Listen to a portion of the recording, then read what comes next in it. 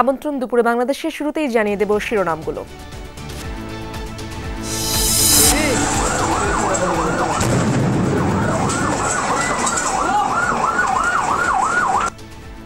রাজধানীর উত্তরায় একটি রেস্তোরাঁয় অগ্নিকাণ্ড, ছড়িয়ে পড়েছে ধোঁয়া, নিয়ন্ত্রণে কাজ করছে ফায়ার সার্ভিসের 9টি ইউনিট।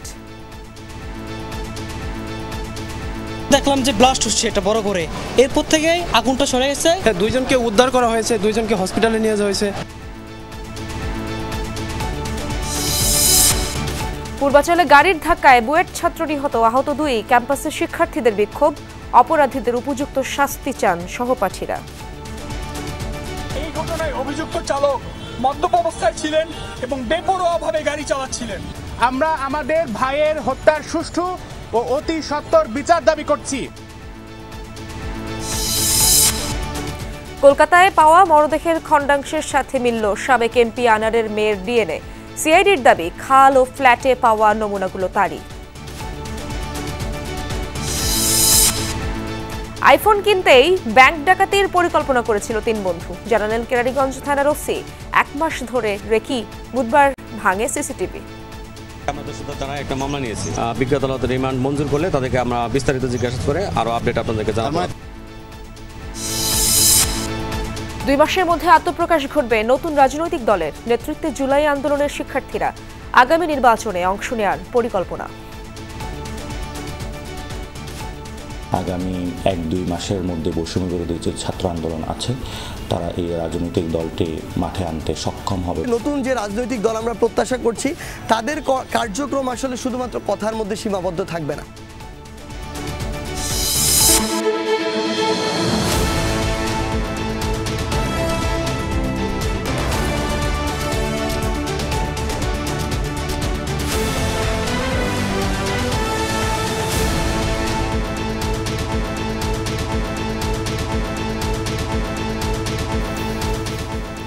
দেখছিলেন শিরোনামগুলো। এছাড়াও দেশ বিদেশের আরো খবর নিয়ে দুপুরে বাংলাদেশে আপনাদের সঙ্গে আছি আমি ইশরাত। রাজধানীর উত্তরার 12 নম্বর সেক্টরে একটি রেস্টুরেন্টে ঘটেছে অগ্নিকাণ্ড, নিয়ন্ত্রণে কাজ করছে ফায়ার সার্ভিসের 9টি ইউনিট। সকাল 10টা 38 মিনিটে আগুনের সূত্রপাত জানিয়েছে ফায়ার সার্ভিস। লাভলিন রেস্টুরেন্টে আগুন লাগার সংবাদ পাওয়ার পর সকাল 11:15 নাগাদ তা নিয়ন্ত্রণে কাজ শুরু করেন ফায়ার সার্ভিস কর্মীরা। উত্তরা, টঙ্গী, বাড়িধারা, কুর্মিটোলা, সিদ্দিক বাজার ফায়ার স্টেশনের মোট 9টি ইউনিট কাজ করছে। এ বিষয়ে ফায়ার সার্ভিসের মিডিয়া সেলের কর্মকর্তা আনারুল ইসলাম দোলন বলেন, খবর পেয়ে প্রথমে ঘটনাস্থলে 8টি ইউনিট যায়, পরে আরেকটি ইউনিট যোগ দেয়। প্রাথমিকভাবে আগুন লাগার কারণ এবং ক্ষয়ক্ষতির পরিমাণ জানা যায়নি এখনো।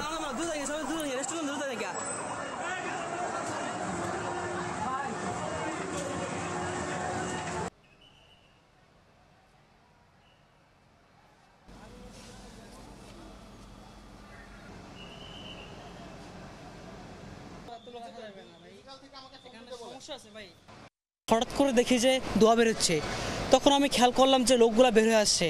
তার কিছুক্ষণের পর দেখলাম যে ব্লাস্ট হচ্ছে এটা বড় করে, এরপর থেকেই আগুনটা সরে গেছে। ভিতরে অনেক লোক ছিল, তাদেরকে সিঁড়ি দিয়ে এক বিল্ডিং থেকে অন্য বিল্ডিংয়ে নিয়ে গেছে। নিচতলায় হচ্ছে লাভলি বাংলা রেস্টুরেন্ট, হয়তো রেস্টুরেন্ট থেকে আগুনটা ধরেছে, কারণ রেস্টুরেন্টে হচ্ছে গ্যাসের পরিমাণটা হয়তো বেশি খরচ হয়।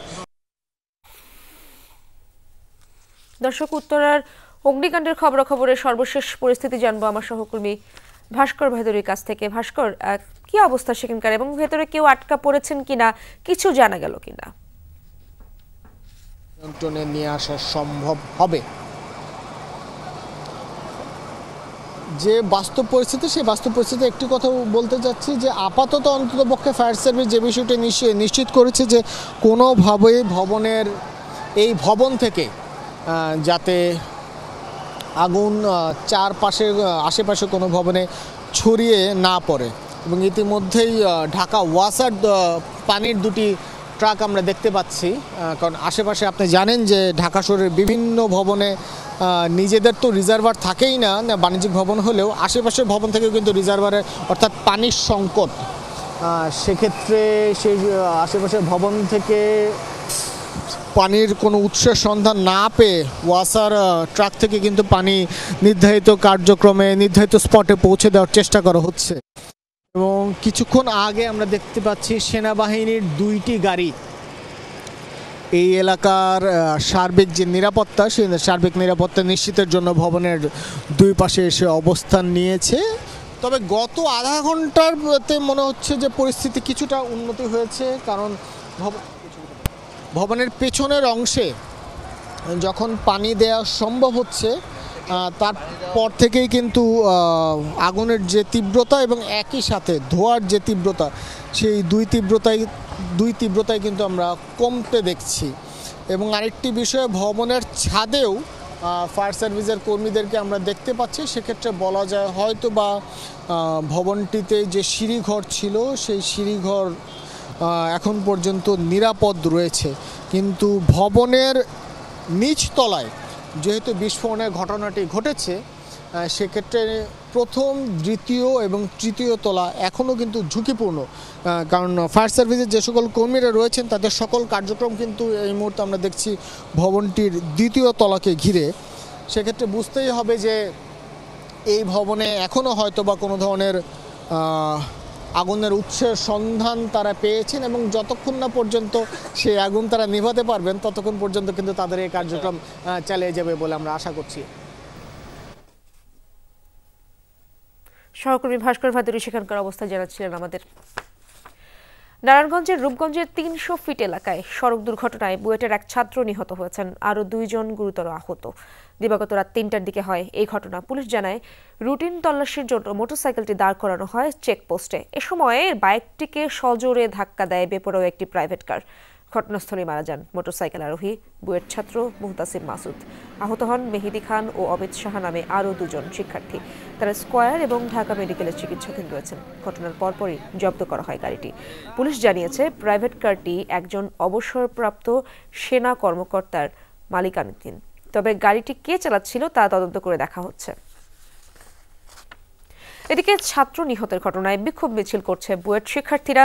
দুপুরে বুয়েট ক্যাম্পাসে হয় প্রতিবাদ মিছিল।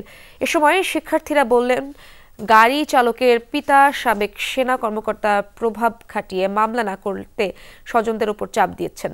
শিক্ষার্থীরা এ হত্যার সুষ্ঠু ও ন্যায় বিচারের দাবি তোলেন। এছাড়া আহতদের চিকিৎসার ক্ষতিপূরণ, বিচার নিশ্চিত এবং নিরাপদ সড়কের দাবিও জানান তারা। জুমার পর বুয়েট মসজিদে নিহত মুহতাসিম মাসুদের জানাজা অনুষ্ঠিত হবে। আমাদের এক ভাইয়ের যখন প্রাণ দিতে হলো, আমাদের আরো 2 ভাই যখন মারাত্মকভাবে আহত, হাসপাতালের বিছানায় যন্ত্রণায় কাতর, ঠিক তখন গাড়ি চালকের ক্ষমতাশালী পিতা মামলার মোড় ঘোরানোর, এমনকি মামলা যাতে না নেওয়া হয় তার ব্যবস্থা করতে ব্যস্ত ছিলেন। যে কোনো মূল্যে এই ঘটনার অতি দ্রুত সর্বোচ্চ শাস্তি নিশ্চিত করতে হবে। 2, আহতদের চিকিৎসার সম্পূর্ণ ব্যয়ভার অবশ্যই বিবাদী পক্ষকে বহন করতে হবে। দর্শক, এ বিষয়ে বিস্তারিত জানবো আমার সহকর্মী শাকিল হাসানের কাছ থেকে। তিনি রয়েছেন ঢাকা মেডিকেলে। শাকিল, দুর্ঘটনায় বুয়েটের এক ছাত্র নিহত এবং 2 জনের আহতের খবর তো আমরা শুনলাম। শিক্ষার্থীরা এ ব্যাপারে কি বলছেন?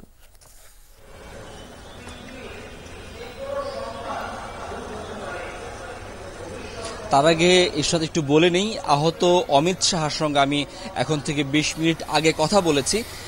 তিনি খানিকটা ট্রমা থেকে বের হয়ে আসতে পেরেছেন বলে আমার কাছে মনে হয়েছে, এবং তিনি গত রাতের ঘটনা স্মরণ করে আমার কাছে যেটি তিনি বলার চেষ্টা করেছেন, আমি ঠিক যতটুকু বুঝতে পেরেছি তার কথা শুনে, যে তারা 3 বন্ধু বাইক নিয়ে আসলে পূর্বাঞ্চলের দিকে ঘুরছিলেন এবং সেই সময় একটি চেকপোস্টে পুলিশ তাদেরকে থামায় তাদের লাইসেন্স দেখার জন্য।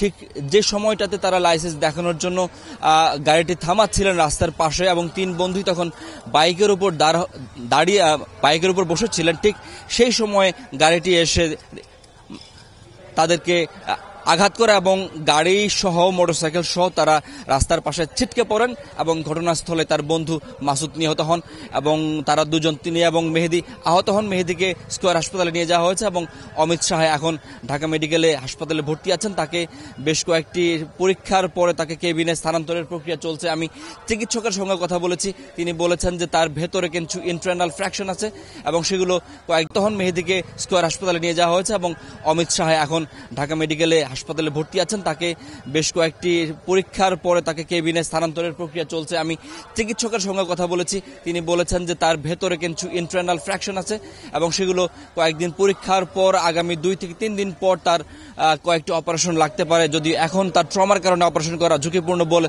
তারা এখন অপারেশনের ঝুঁকিটি নিচ্ছেন না।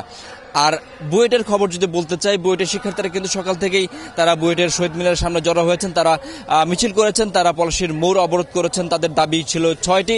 তারা বলছেন যে গাড়িটি আঘাত করে মাসুদকে হত্যা করেছে সেই চালককে গ্রেপ্তার করতে হবে এবং বাকি যে 2জন আহত রয়েছেন তাদের সুচিকিৎসার ব্যবস্থা করতে হবে, পাশাপাশি এর বিচার নিশ্চিত করতে হবে, পাশাপাশি নিরাপদ সড়ক নিশ্চিত করতে হবে। এই দাবিগুলো তারা জানিয়েছেন এবং এই দাবিগুলো যদি মানা না হয় তারা বলছেন তারা লাগাতার আন্দোলন এবং কর্মসূচি চালিয়ে যাবেন বুয়েটের শিক্ষার্থীরা। ইরশাদ, শাকিল, ধন্যবাদ আপনাকে।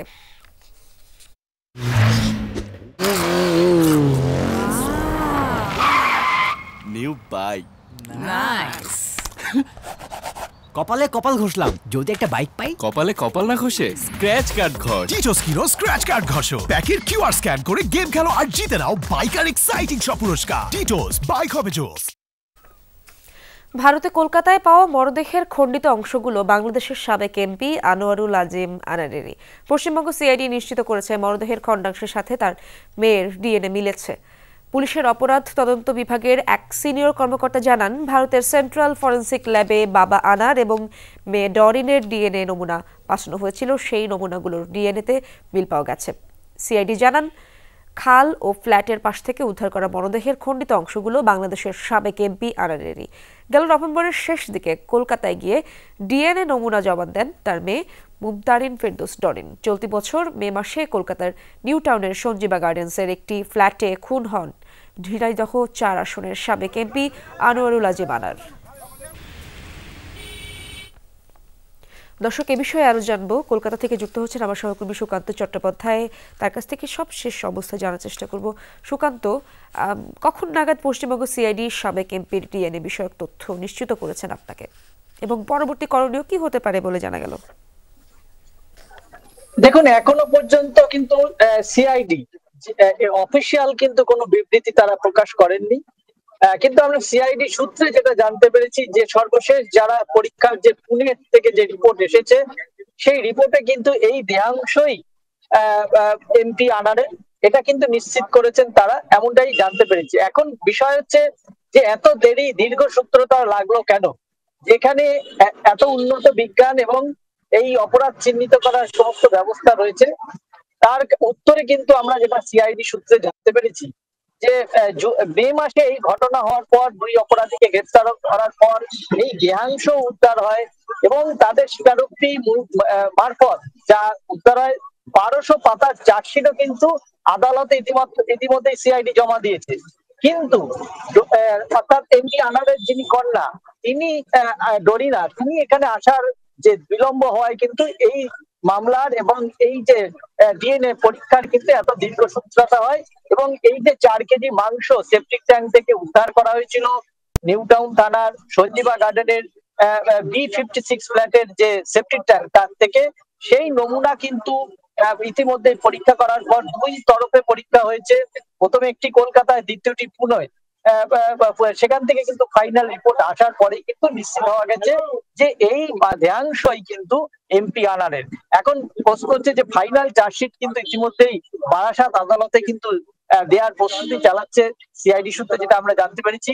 এবং এই যে ধৃত 2 জন রয়েছে, যে জিয়াদ হাওলাদার এবং শাহিন হোসেন, এই যে 2 জনকে কি শাস্তি দেবে সেটাই এখন বিচারকের। এরপরে ট্রায়াল রান আছে, সাক্ষী সাবুত মোটামুটি যা ছিল কমপ্লিট, কিন্তু ফাইনাল চার্জশিট পড়ার পরেই কিন্তু বিচারক এবং দেখা যাক এই ঘটনায় যে আরো অধরা রয়েছেন যে বাকিরা। বিস্তারিত তথ্য আপনি জানাচ্ছিলেন সেখানকার খবর আমরা পরবর্তীতে আবারও জানবো আপনার কাছ থেকে। ধন্যবাদ আপনাকে। আইফোন কিনতেই 3 বন্ধু ব্যাংক ডাকাতির পরিকল্পনা করেছিল, এমনটা জানিয়েছেন দক্ষিণ কেরানীগঞ্জ থানার ওসি মোহাম্মদ মাজহারুল ইসলাম। গত 1 মাস ধরে ব্যাংকের ভেতর ও আশপাশে রেকি করে তারা।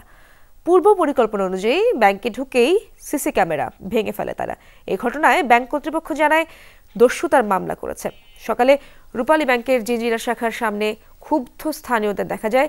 দিনে দুপুরে অস্ত্রের মুখে গ্রাহক আর ব্যাংকের কর্মকর্তাদের কিভাবে জিম্মি করা হলো, বারবার সেই প্রশ্নই সামনে আসছে। শেষ পর্যন্ত রক্তপাত ছাড়াই 3 জনকে আত্মসমর্পণ করতে বাধ্য করে পুলিশ। 16 বছর বয়স তো টাকা হওয়ার কথা না, আরো স্কুল লেখাপড়া কলেজে এতে তো মানে খেলাধুলা করা আমরা তো অবাক হয়েছি, আমরা কই কি হ্যান্ডে টালা মারার লোকের জন্য, তারপরে এসে দেখি কি ওইসে কয় কি হয়েছে রূপালী ব্যাংকে চুরি হয়েছে। অরিজিনাল পিস্তলের মতোই বলে দেখা যায়, এই জন্য ওরা বুঝছে যে আসলে অরিজিনাল পিস্তলই হবে। আইফোন কিনতে হবে, এই কারণে বেসিক্যালি টাকার প্রয়োজনে তারা পরিকল্পনা করে এই ডাকাতির দস্যুতার সংগঠনটা ঘটেছে। আমরা দস্যুতার দ্বারা একটা মামলা নিয়েছি, তাদেরকে 7 দিনের রিমান্ড চাচ্ছি। বিজ্ঞ আদালত রিমান্ড মঞ্জুর করলে তাদেরকে আমরা বিস্তারিত জিজ্ঞাসা করে আরো আপডেট আপনাদেরকে জানাবো। গাজীপুরের টঙ্গীতে ইজতেমা ময়দানে সংঘর্ষের ঘটনায় মাওলানা সাদপন্থী নেতা মুয়াজ বিন নূরকে গ্রেপ্তার করেছে পুলিশ। বৃহস্পতিবার রাতে রাজধানীর খিলক্ষেত এলাকা থেকে গ্রেপ্তার করা হয় তাকে।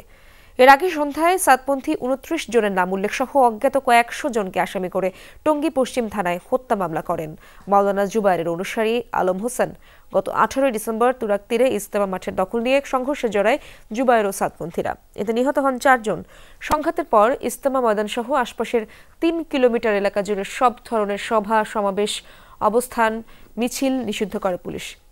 জিএমপির উপ পুলিশ কমিশনার MM নাসিরউদ্দিন জানিয়েছেন, ইজতেমা মাঠে মালামাল পাহারা দিতে মন্ত্রণালয়ের সিদ্ধান্ত অনুযায়ী 500 জুবায়ের অনুসারী অবস্থান করছেন। এলাকায় মোতায়েন রয়েছে আইনশৃঙ্খলা বাহিনীও। দ্য ইকোনমিস্টের 2024 সালের বর্ষসেরা দেশ নির্বাচিত হয়েছে বাংলাদেশ। প্রভাবশালী ব্রিটিশ সংবাদ মাধ্যমটির সেরা দেশের তালিকায় সিরিয়াকে হটিয়ে শীর্ষে উঠে এসেছে বাংলাদেশ। বৃহস্পতিবার এই তালিকা প্রকাশ করে গণমাধ্যমটি জানায়, গত 12 মাসে সবচেয়ে বেশি উন্নতির বিচারে সেরা দেশ নির্বাচন করেছে তারা। সেরা হওয়ার দৌড়ে বাংলাদেশ ও সিরিয়ার মধ্যে বেশ প্রতিযোগিতা হয়েছে। ছাত্র জনতা গণঅভ্যুত্থানে শেখ হাসিনার ক্ষমতাচ্যুতির কথা উল্লেখ করা হয় প্রতিবেদনে। ইকোনমিস্টের রিপোর্টে আরও বলা হয়, সিরিয়ার মতো বাংলাদেশেও স্বৈর শাসককে উৎখাত করা হয়েছে, যিনি 17.5 কোটি মানুষের দেশটিকে 15 বছর ধরে শাসন করেছেন। তালিকায় বাংলাদেশ ও সিরিয়া ছাড়া অন্য দেশগুলো হলো পোল্যান্ড, দক্ষিণ আফ্রিকা ও আর্জেন্টিনা। খুলনা বিভাগে গণঅভ্যুত্থানে নিহত 58 জনের পরিবারকে আর্থিক সহায়তা দিয়েছে জুলাই শহীদ স্মৃতি ফাউন্ডেশন। জেলা শিল্পকলা একাডেমিতে অনুষ্ঠানের আয়োজন করা হয়। অংশ নেন জুলাই শহীদ স্মৃতি ফাউন্ডেশনের প্রধান নির্বাহী কর্মকর্তা মীর মাহবুবুর রহমান স্নিগ্ধ ও সাধারণ সম্পাদক সার্জিস আলম। এ সময় সার্জিস বলেন, ছাত্র জনতার হত্যাকারীদের বিচার না করতে পারলে তা হবে অন্তর্বর্তী সরকারের সবচেয়ে বড় ব্যর্থতা। গত 16 বছর স্বৈরাচারকে টিকিয়ে রাখার দায় সবাইকে নিতে হবে বলেও মন্তব্য করেন তিনি। পরে বিভাগের 10 জেলার 58 শহীদ পরিবারকে 5 লাখ টাকা করে আর্থিক সহায়তা দেওয়া হয়।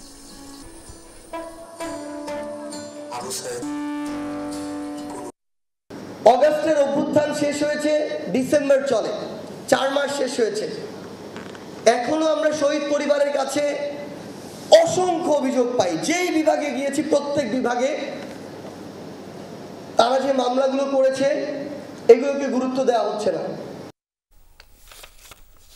আগামী 2 মাসের মধ্যে আত্মপ্রকাশ করবে জুলাই আন্দোলনের নেতৃত্ব দেয়া শিক্ষার্থীদের রাজনৈতিক দল। বিদ্যমান দলগুলোর তুলনায় বৈশিষ্ট্যে এই সংগঠন পৃথক হবে বলে জানিয়েছেন নেতারা। যমুনা টেলিভিশনের সাথে খোলামেলা আলাপে এসব তথ্য জানান নাসিরউদ্দিন পাটোয়ারি, হাসনাত আবদুল্লাহ ও সার্জিস আলম। দলের সম্ভাব্য নাম হতে পারে জনশক্তি, তবে সবার মতামত নিয়ে এটি পরিবর্তনও হতে পারে। ছাত্র নেতারা জানান, জনগণের আস্থা অর্জনই নতুন দলের প্রধান লক্ষ্য। লামিয়া তিথির রিপোর্টে বিস্তারিত। জুলাই আগস্টের আন্দোলন শুরু হয় সরকারি চাকরিতে কোটা বিলোপের দাবিতে।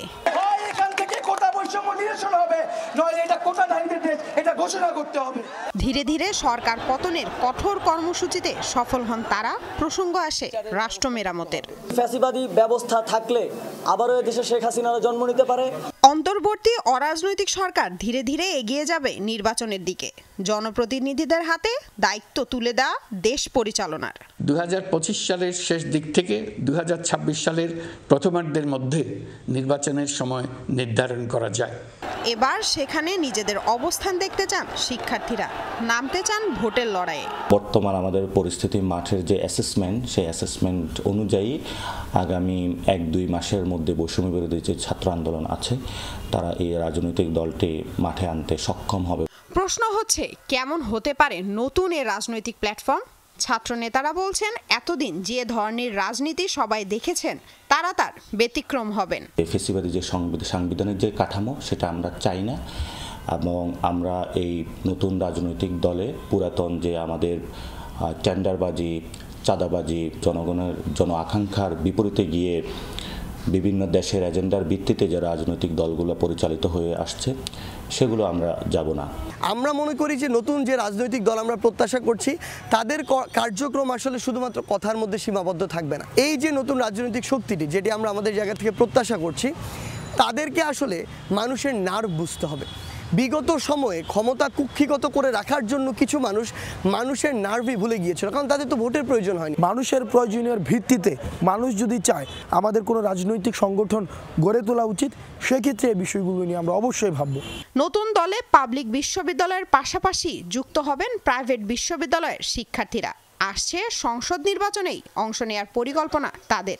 প্রাইভেট ইউনিভার্সিটি আগামীতে যে রাজনৈতিক প্রক্রিয়াগুলো আছে তারা অংশগ্রহণ করবে এবং সেই অংশগ্রহণে সর্বোচ্চটাই হলো প্রাইভেট ইউনিভার্সিটি তাদের জায়গাতে আসীন হবে। বিচার প্রক্রিয়ার আগে যদি কোনো ইলেকশন হয় আমরা সেখানে কম্পিট করব, আমরা সেই একটি দাবিতেই কম্পিট করব যে আমরা পাওয়ার চাই না, আমাদের আছে রক্ত, আমরা এই রক্তের বদলা চাই।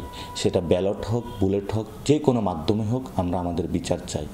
কি হতে পারে দলের নাম, অর্থের উৎসই বা হবে কি? আমরা যে আন্দোলনগুলো করেছিলাম সেখানে আন্দোলনগুলোতে পিপলসদের যে পারসেপশন আছে সেটা অনেকটুকু আমরা গুরুত্ব দিয়েছি। অংশীজন যারা রয়েছেন জনগণের কাছে এই বিষয়ে আহ্বান জানাবো, আপনারা নাম প্রস্তাব করুন। জনগণের কাছ থেকে যদি নামটা আসে, জনশক্তি, সেখানেও আমাদের একটি উদাহরণ আছে। বেসিক্যালি হলো ক্রাউড ফান্ডিংয়ে বেশি যাব। ইন্টারন্যাশনাল যে ফোরাম রয়েছে, দেশীয় যে ফোরাম রয়েছে, অন্যান্য রাজনৈতিক দলের যে স্ট্রাকচারগুলো রয়েছে সেগুলো আমরা স্টাডি করছি। নির্বাচনে ভোট যুদ্ধে ফল যাই হোক নিজেদের বিপ্লবী চেতনা ধরে রাখার অঙ্গীকার ছাত্র নেতাদের। জানালেন রাজনৈতিক জোটেও যোগ দিতে পারেন তারা। প্রথম হলো ছাত্রদের যে পার্টিটা হবে সেটা নিজস্ব প্রক্রিয়ায় গঠন হবে, নিজস্ব প্রক্রিয়ায় চলবে। এর সাথে যদি যারা গণ অভ্যুত্থানে আমাদের সাথে অংশগ্রহণ করেছিল তারা যদি কেউ আসতে চায় সেটা হলো ওয়েলকাম। এর মধ্যে কয়েকটা পার্টির সাথে অলরেডি আমাদের পারস্পরিক কিছু বোঝাপড়া হচ্ছে। Lamia Tithi, Jamuna news, Dhaka. GPH quantum B600TR বাংলাদেশের উচ্চ শক্তি সম্পন্ন একমাত্র রড। কারো কথায় কান না দিয়ে জনগণের প্রত্যাশা পূরণের দায়িত্ব পালনে প্রধান উপদেষ্টার প্রতি আহ্বান জানিয়েছেন বিএনপির চেয়ারপারসনের উপদেষ্টা জয়নুল আবদিন ফারুক। দুপুরে প্রেস ক্লাবে নির্বাচনী রোডম্যাপ ও জন আকাঙ্ক্ষার শীর্ষক আলোচনা সভায় এই আহ্বান জানান তিনি। বলেন, জাতীয়তাবাদী শক্তিকে নির্মূল করার আরেকটি ষড়যন্ত্র চলছে। প্রধান উপদেষ্টার ভাষণের পর প্রেস সচিবের বক্তব্য বিভ্রান্তি ছড়াচ্ছে বলেও জানান তিনি। সংস্কারের অজুহাতে নির্বাচিত প্রতিনিধির হাতে ক্ষমতা হস্তান্তরে বিলম্ব করা হলে তা মানা হবে না জানান তিনি। আরও বলেন, বাজারে সিন্ডিকেটের বিরুদ্ধে ব্যবস্থা নিতে হবে। রোজায় যেন আওয়ামী লীগের সিন্ডিকেট কাজ না করতে পারে সেই ব্যবস্থা নিতে প্রশাসনের প্রতি আহ্বান জানান তিনি।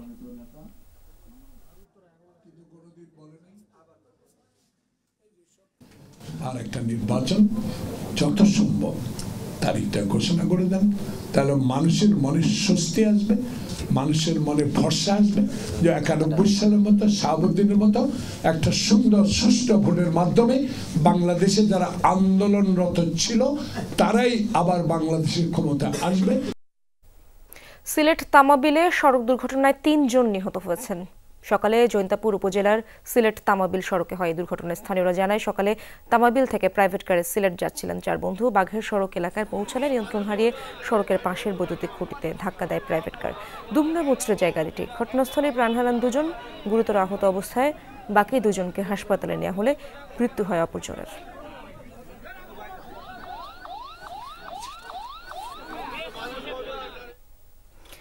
কমে আসছে পলিথিন ব্যাগের ব্যবহার। উৎপাদন পর্যায়ে অভিযান চলমান জানিয়েছেন পরিবেশ, বন ও জলবায়ু পরিবর্তন মন্ত্রণালয়ের সচিব তপন কুমার।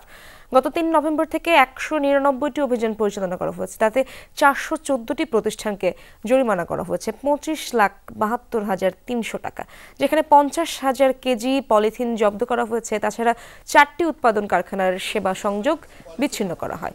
দেশে বর্তমানে 15 কোটি ব্যাগের চাহিদা আছে। সচিব জানান, অভিযানের পাশাপাশি পলিথিন ব্যাগের বিকল্প নিয়েও কাজ করছে সরকার। বিক্রেতারা বলেন, উৎপাদন বন্ধ এবং বিকল্প ব্যাগের সরবরাহ ও দাম কমানো গেলে পলিথিনের ব্যবহার বন্ধ করা সম্ভব। মাংস রিয়া যায়, কিমা যায়, কিমাটা আমরা কিসে দিব? এই যে গোষ্ঠটা আমরা কিসে দিব? এটা তো বিকল্প আমি তো কিছু দেখতেছি না। পলিথিন একেবারে বোধহয় বন্ধ করা সম্ভব না, আমার যেটা মনে হচ্ছে। এটা যেটা হয় যে এটাকে রিসাইক্লিং করা যেতে পারে।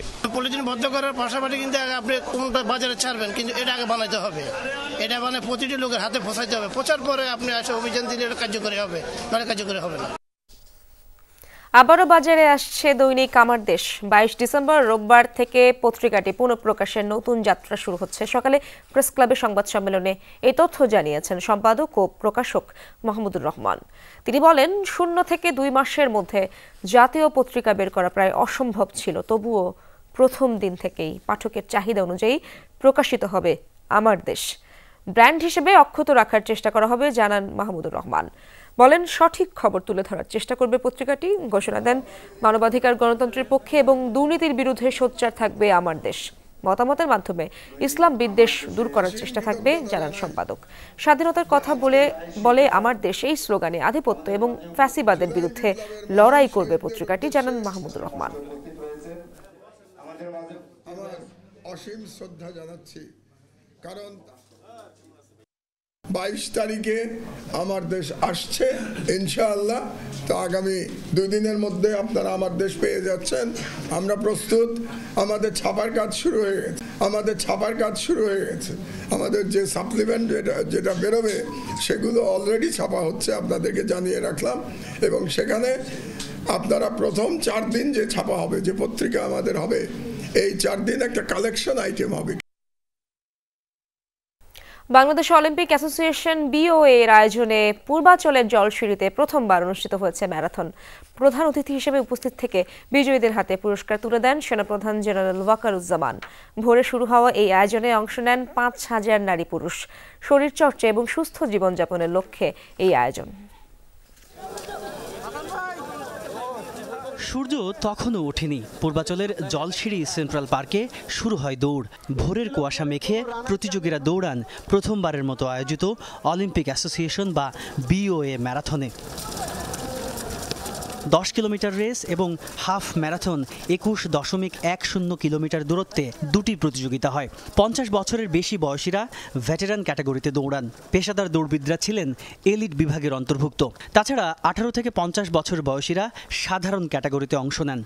আমি অনেকজনকে এখন ইন্সপায়ার করি দৌড়ানোর জন্য। পৃথিবীর অন্যান্য সব ভালো ভালো দেশে প্রচুর মানুষ দৌড়ায়। আমাদের দেশে আমরা মনে হয় এই প্র্যাকটিসটা একটু পরে শুরু করেছি, আর এখন আমার খুব ভালো লাগে যে প্রচুর ইভেন্ট হচ্ছে, স্পেশালি শীতকালে অনেক ইভেন্ট হয়। ফার্স্ট হওয়ার অনুভূতিটা তো আসলে সবসময় ভালো, সেটা অবশ্যই ভালো লাগে। আর ফার্স্ট হওয়াটা সবসময় গৌরবের। আমার এটা 5ম ম্যারাথন, আর আমি 10 কিলোমিটার ম্যারাথন দিছি এবং 42 মিনিটে শেষ করছি। এটা ছোট বড়দের অংশগ্রহণে মিলন মেলায় পরিণত হয় ম্যারাথন। খুদে দৌড়বিদদের স্বতঃস্ফূর্ত অংশগ্রহণও ছিল চোখে পড়ার মতো। 10 কিলোমিটার রান করেছি, ভালোভাবেই হয়েছে, আর এনভায়রনমেন্ট খুব ভালো ছিল। একটু এক্সারসাইজ না করলে তো নিজের বডি ফিটনেসটাও ঠিক থাকে না। সময়ের সাথে সাথে সবারই এজ বাড়তেছে, তো নিজের ফিটনেসটাকে ধরে রাখার জন্য আমাদের এক্সারসাইজ আই থিঙ্ক করা উচিত। যখন দেখে যে মা নিজেও দৌড়াচ্ছে, নিজেও করছে, তখন ওদেরও কিন্তু একটা নিজেদের মধ্যে ইচ্ছা চলে আসে। অনেক অনেক মিস করছে এরকম ম্যারাথনে আসলে, মনে হয় হেরা বুঝতে পারতো কিরকম আনন্দ পেত। আমি তো ভেবেছিলাম যে আমি পারবোই না, সিন্স অনেকদিন প্র্যাকটিস ছিল না। আমি যদি ঘুমাতাম, ঘুম থেকে উঠে মনে হতো উফ আমি যেতে পারতাম, কেন গেলাম না, আফসোস লাগতো।